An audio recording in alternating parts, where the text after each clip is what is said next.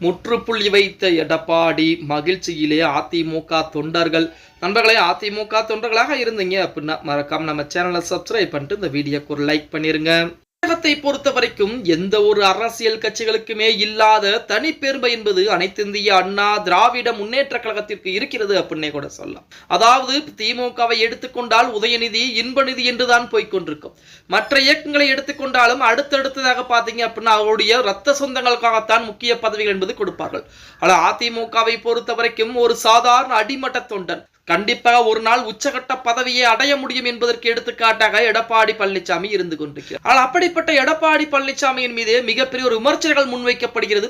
அந்த விமர்சனத்தின் காரணமாக அதிமுக தொண்டர்களை எடப்பாடி பழனிசாமி மீது சற்று கோபம் அடைய ஆரம்பிக்கிறாங்க. அது என்ன விமர்சனங்கள் அப்படின்னா, எடப்பாடி பழனிசாமியுடைய மகன் மிதுன் அவர்களை அதிமுகவிலே அமர வைக்க போகிறார். அதிமுகவிலே அவருக்கு முக்கியமான பொறுப்பு கொடுக்க போகிறார். இனிமேல் எடப்பாடி பழனிசாமியுடைய மகனுடைய கண்ட்ரோலில் தான் அதிமுக இருக்க போகிறது.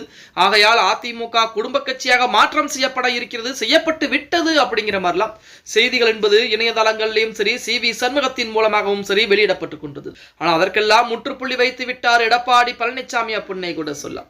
தனது மகன் அதிமுகவில் எந்தவித பொறுப்புக்கும் வரமாட்டார் என எடப்பாடி பழனிசாமி விளக்கம் அளித்திருக்கிறார்.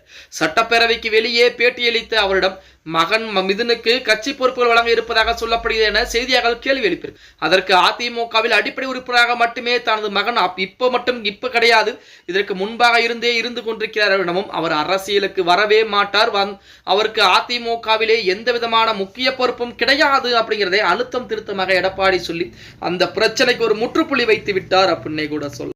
புரட்சி தலைவர் பொன்மனச்செம்மல் எம்ஜிஆருக்கு பிறகு நமது செல்வி ஜெயலலிதா அம்மையாருக்கு பிறகு சசிகலா அவர்கள் வருவார்கள் எதிர்பார்த்த அந்த வேளையிலே கொஞ்ச நாட்கள் சசிகலாவின் கட்டுப்பாட்டில் இருந்தது. அடுத்தபடியாக எடப்பாடி பழனிசாமியின் கட்டுப்பாட்டில் வந்துவிட்டது. அடுத்த கட்டமாக எடப்பாடி பழனிசாமியுடைய காலத்திற்கு பின்பு எடப்பாடி பழனிசாமியுடைய மகன் அப்படிங்கிற நிலைமை என்பது வரக்கூடிய சூழலில் அதிமுக அனைவருமே மிகப்பெரிய ஒரு கோபம் அடைய ஆரம்பிக்கிறார். ஆனால் அதற்குத்தான் முற்றுப்புள்ளி வைக்கக்கூடிய விதமாக எடப்பாடி பழனிசாமி சொல்லக்கூடிய ஒரே விஷயம், என்னுடைய மகன் அதிமுகவிலே இருக்கிறார், அடிப்படை உறுப்பினராக இருக்கிறார்.